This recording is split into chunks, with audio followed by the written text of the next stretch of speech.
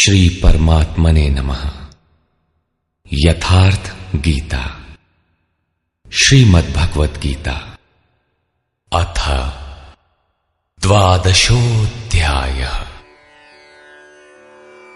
एकादश अध्याय के अंत में श्री कृष्ण ने बारंबार बल दिया था कि अर्जुन, मेरा यह स्वरूप जिसे तूने देखा तेरे सिवाय न पहले कभी देखा गया है और न भविष्य में कोई देख सकेगा।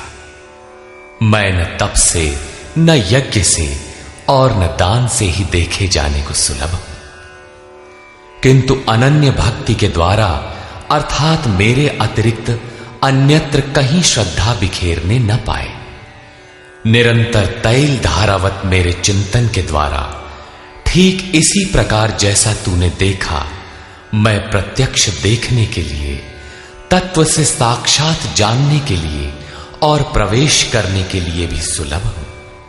अतः अर्जुन, तू निरंतर मेरा ही चिंतन कर, भक्त बन। अध्याय के अंत में उन्होंने कहा था, अर्जुन, तू मेरे ही द्वारा निर्धारित किए गए कर्म को कर, मत परमः, अपितु मेरे परायण होकर कर। अनन्य भक्ति ही उसकी प्राप्ति का माध्यम है। इस पर अर्जुन का प्रश्न स्वाभाविक था कि जो अव्यक्त अक्षर की उपासना करते हैं, इन दोनों में श्रेष्ठ कौन है? अर्जुन उवाच,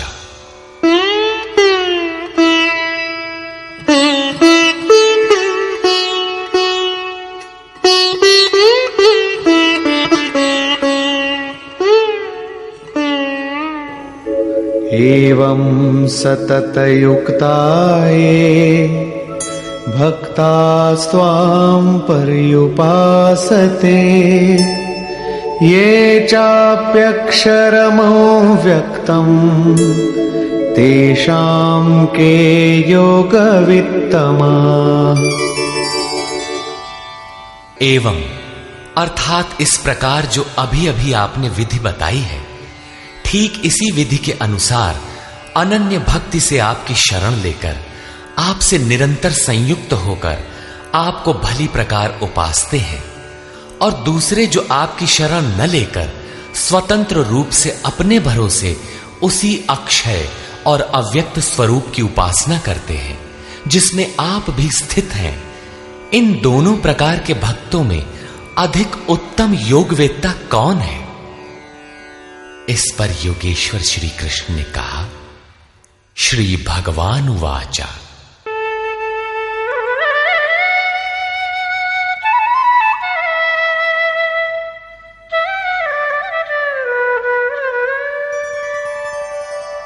मय्यावेश्य मनो ये मां नित्ययुक्ता उपासते, श्रद्धया परयोपेता ते मे युक्ततमा मता। अर्जुन, मुझ में मन को एकाग्र करके निरंतर मुझसे संयुक्त हुए जो भक्तजन परम से संबंध रखने वाली श्रेष्ठ श्रद्धा से युक्त होकर मुझे भजते हैं, वे मुझे योगियों में भी अति उत्तम योगी मान्य हैं। ये त्वक्षरमनिर्देश्यम् अव्यक्तं पर्युपासते, सर्वत्र गमचिन्त्यं च कूटस्थमचलं ध्रुवम्, संयम्येन्द्रियग्रामं सर्वत्र समबुद्धयः ते प्राप्नुवन्ति मामेव सर्वभूतहिते रताः। जो पुरुष इंद्रियों के समुदाय को भली प्रकार संयत करके मन बुद्धि के चिंतन से अत्यंत परे सर्वव्यापी अकथनीय स्वरूप सदा एक रस रहने वाले नित्य अचल अव्यक्त आकार रहित और अविनाशी ब्रह्म की उपासना करते हैं, संपूर्ण भूतों के हित में लगे हुए और सब में समान भाव वाले वे योगी भी मुझे ही प्राप्त होते हैं। ब्रह्म के उपर्युक्त विशेषण मुझसे भिन्न नहीं है, किंतु क्लेशोऽधिकतरस्तेषाम् अव्यक्तासक्तचेतसाम् अव्यक्ता हि गतिर्दुःखम् देहवद्भिरवाप्यते। उन अव्यक्त परमात्मा में आसक्त हुए चित्त वाले पुरुषों के साधन में क्लेश विशेष है, क्योंकि देहाभिमानियों से अव्यक्त विषयक गति दुखपूर्वक प्राप्त की जाती है। जब तक देह का भान है तब तक अव्यक्त की प्राप्ति दुष्कर है। योगेश्वर श्री कृष्ण सद्गुरु थे, अव्यक्त परमात्मा उनमें व्यक्त था। वे कहते हैं कि महापुरुष की शरण न लेकर जो साधक अपनी शक्ति समझते हुए आगे बढ़ता है कि मैं इस अवस्था में हूं, आगे इस अवस्था में जाऊंगा, मैं अपने ही अव्यक्त शरीर को प्राप्त होऊंगा, वो मेरा ही रूप होगा, मैं वही हूं। इस प्रकार सोचते प्राप्ति की प्रतीक्षा न करके अपने शरीर को ही सोहम कहने लगता है। यही इस मार्ग में सबसे बड़ी बाधा है। वो दुःखालियम अशाश्वतम में ही घूम फिर कर खड़ा हो जाता है। किंतु जो मेरी शरण लेकर चलता है वो ये तु सर्वाणि कर्माणि मयि सन्न्यस्य मत्पराः अनन्येनैव योगेन मां ध्यायन्त उपासते।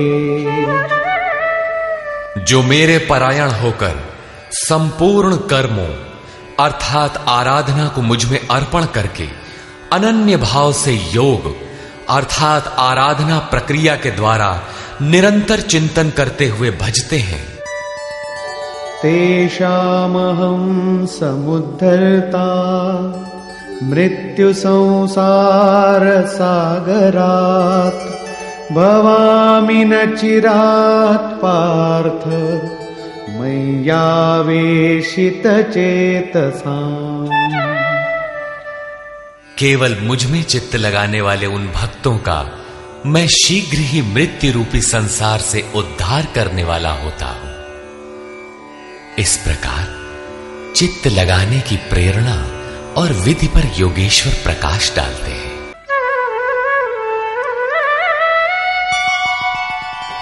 मय्येव मन आधत्स्व मयि बुद्धिं निवेशय निवसिष्यसि मय्येव अत ऊर्ध्वं न संशयः।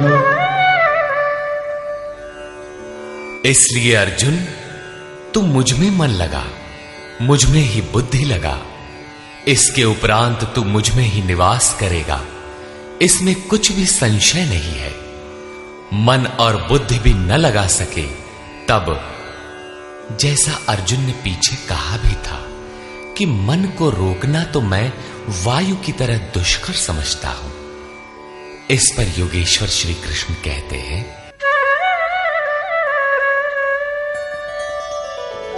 अथ चित्तं समाधातुं न शक्नोषि मयि स्थिरम् अभ्यासयोगेन ततो मामिच्छाप्तुं धनंजय। यदि तू मन को मुझ में अचल स्थापित करने में समर्थ नहीं है तो हे अर्जुन, योग के अभ्यास द्वारा मुझे प्राप्त होने की इच्छा कर। अर्थात जहां भी चित्त जाए वहां से घसीट कर उसे आराधना चिंतन क्रिया में लगाने का नाम अभ्यास है। यदि ये भी न कर पाए तो अभ्यासेऽप्यसमर्थोऽसि मत्कर्म परमो भव मदर्थमपि कर्माणि कुर्वन् सिद्धिमवाप्स्यसि। यदि तू अभ्यास में भी असमर्थ है तो केवल मेरे लिए कर्म कर, अर्थात आराधना करने में तत्पर हो जा। इस प्रकार मेरी प्राप्ति के लिए कर्मों को करता हुआ तू मेरी प्राप्ति रूपी सिद्धि को ही प्राप्त होगा। अर्थात अभ्यास भी पार न लगे तो साधन पथ में लगे भर रहो। अथैतदप्यशक्तोऽसि कर्तुं मद्योगमाश्रितः सर्वकर्मफलत्यागं ततः कुरु यतात्मवान्। यदि इसे भी करने में असमर्थ हो तो संपूर्ण कर्म के फल का त्याग कर, अर्थात लाभ हानि की चिंता छोड़कर मद्योग के आश्रित होकर, अर्थात समर्पण के साथ आत्मवान महापुरुष की शरण में जाओ। उनसे प्रेरित होकर कर्म स्वतः होने लगेगा। समर्पण के साथ कर्म फल के त्याग का महत्व बताते हुए योगेश्वर श्री कृष्ण कहते हैं, श्रेयो हि ज्ञानमभ्यासाच् ज्ञानाध्यानं विशिष्यते ध्यानात् कर्मफलत्यागः त्यागात् शान्तिरनन्तरम्। केवल चित्त को रोकने के अभ्यास से ज्ञान मार्ग से कर्म में प्रवृत्त होना श्रेष्ठ है। ज्ञान माध्यम से कर्म को कार्य रूप देने की अपेक्षा ध्यान श्रेष्ठ है, क्योंकि ध्यान में इष्ट रहता ही है। ध्यान से भी संपूर्ण कर्मों के फल का त्याग श्रेष्ठ है, क्योंकि इष्ट के प्रति समर्पण के साथ ही योग पर दृष्टि रखते हुए कर्म फल का त्याग करने से उनके योग क्षेम की जिम्मेदारी इष्ट की हो जाती है। इसलिए इस त्याग से वो तत्काल ही परम शांति को प्राप्त हो जाता है। अभी तक योगेश्वर श्री कृष्ण ने बताया कि अव्यक्त की उपासना करने वाले ज्ञान मार्गी से समर्पण के साथ कर्म करने वाला निष्काम कर्मयोगी श्रेष्ठ है। दोनों एक ही कर्म करते हैं, किंतु ज्ञान मार्गी के पथ में व्यवधान अधिक है। उसके लाभ हानि की जिम्मेदारी स्वयं पर रहती है, जबकि समर्पित भक्ति की जिम्मेदारी महापुरुष पर होती है। इसलिए वो कर्म फल त्याग द्वारा शीघ्र ही शांति को प्राप्त होता है। अब शांति प्राप्त पुरुष के लक्षण बताते हैं। अद्वेष्टा सर्वभूतानां मैत्रः करुण एव च निर्ममो निरहंकारः समदुःख सुख क्षमी। इस प्रकार शांति को प्राप्त हुआ जो पुरुष सब भूतों में द्वेष भाव से रहित, सबका प्रेमी और हेतु रहित दयालु है, और जो ममता से रहित, अहंकार से रहित, सुख दुख की प्राप्ति में सम तथा क्षमावान है।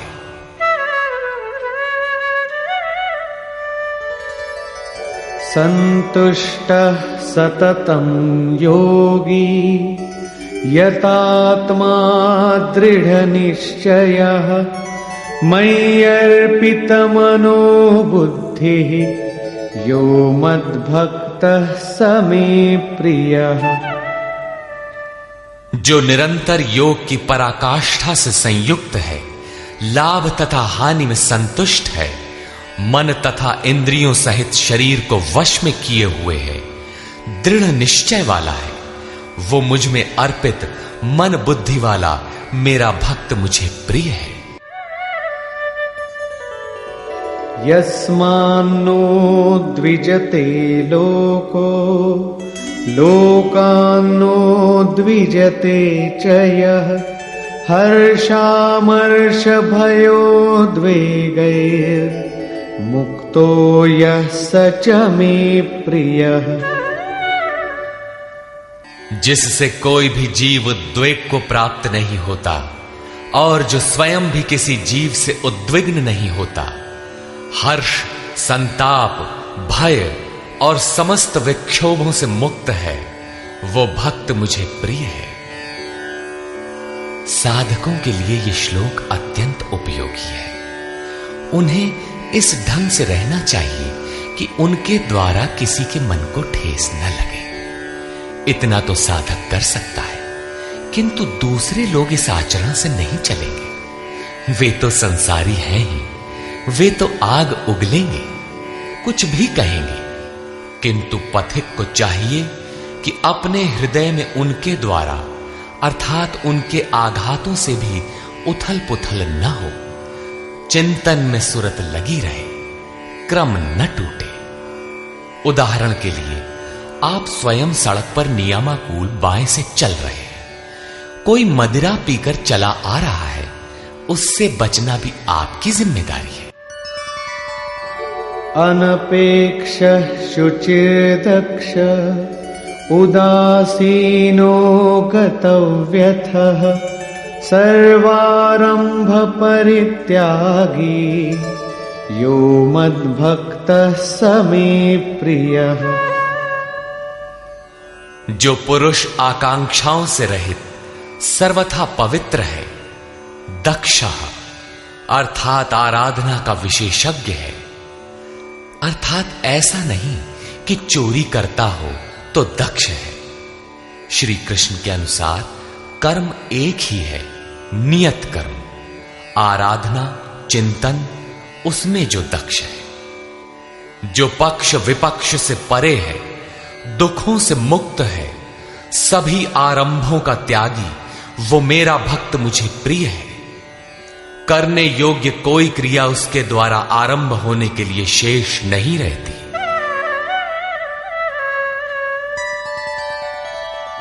यो न हृष्यति न द्वेष्टि न शोचति न कांक्षति शुभाशुभ परित्यागी भक्तिमान्यः स मे प्रियः।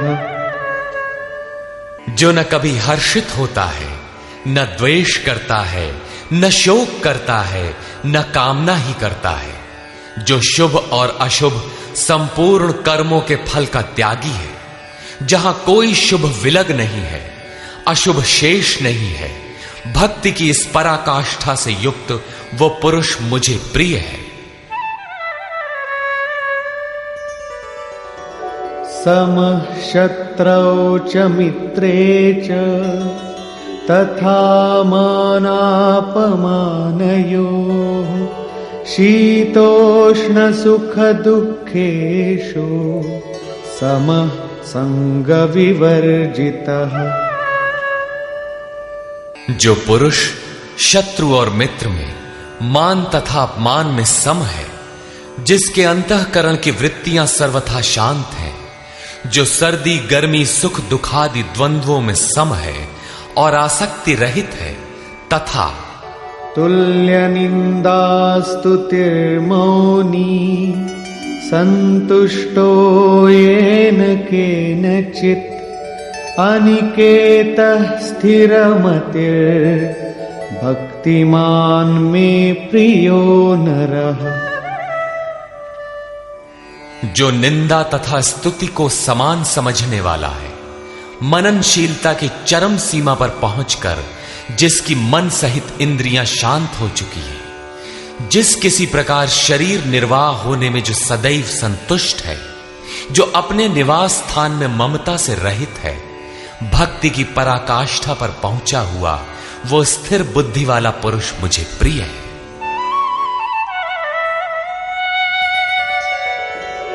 ये तु धर्म्यामृतमिदं यथोक्तं पर्युपासते श्रद्धाना मत्परमा भक्तास्तेतीव मे प्रियाः। जो मेरे परायण हुए हार्दिक श्रद्धा युक्त पुरुष इस उपर्युक्त धर्ममय अमृत का भली प्रकार सेवन करते हैं, वे भक्त मुझे अतिशय प्रिय हैं। निष्कर्ष।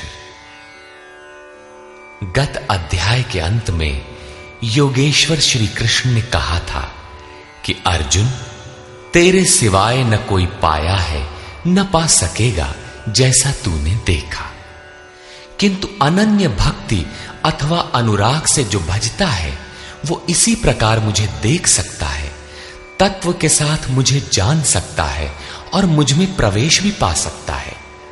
अर्थात परमात्मा ऐसी सत्ता है जिसको पाया जाता है। अतः अर्जुन, भक्त बन।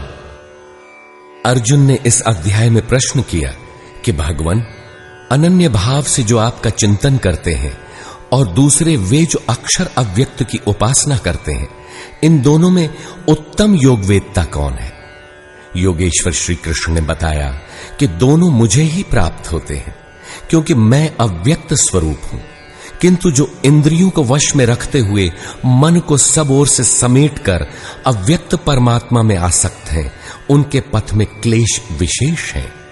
जब तक देह का अध्यास अर्थात भान है, तब तक अव्यक्त स्वरूप की प्राप्ति दुखपूर्ण है, क्योंकि अव्यक्त स्वरूप तो चित्त के निरोध और विलय काल में मिलेगा। उसके पूर्व उसका शरीर ही बीच में बाधक बन जाता है। मैं हूं, मुझे पाना है कहते कहते अपने शरीर की ही ओर घूम जाता है। उसके लड़खड़ाने की अधिक संभावना है। अतः अर्जुन, तू संपूर्ण कर्मों को मुझ में अर्पण करके अनन्य भक्ति से मेरा चिंतन कर।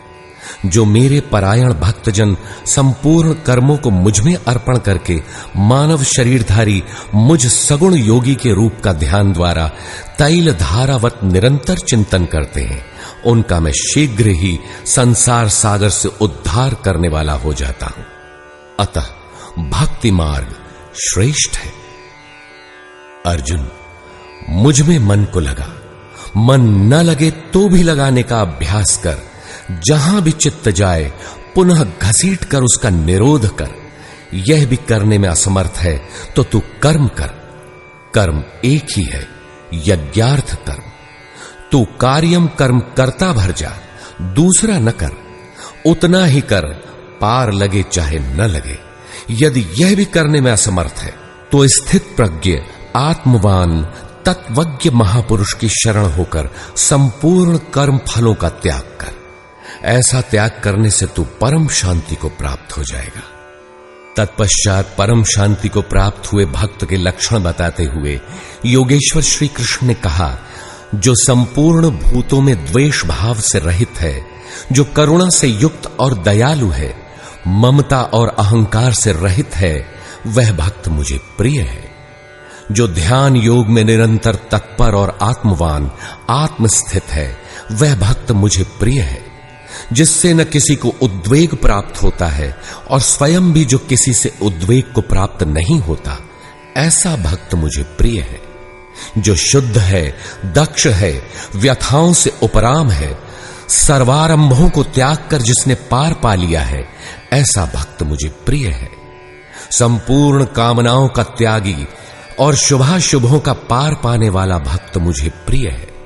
जो निंदा और स्तुति में समान और मौन है, मन सहित जिसकी इंद्रियां शांत और मौन है, जो किसी भी प्रकार शरीर निर्वाह में संतुष्ट और रहने के स्थान में ममता से रहित है, शरीर रक्षा में भी जिसकी आसक्ति नहीं है, ऐसा स्थित प्रज्ञ भक्तिमान पुरुष मुझे प्रिय है।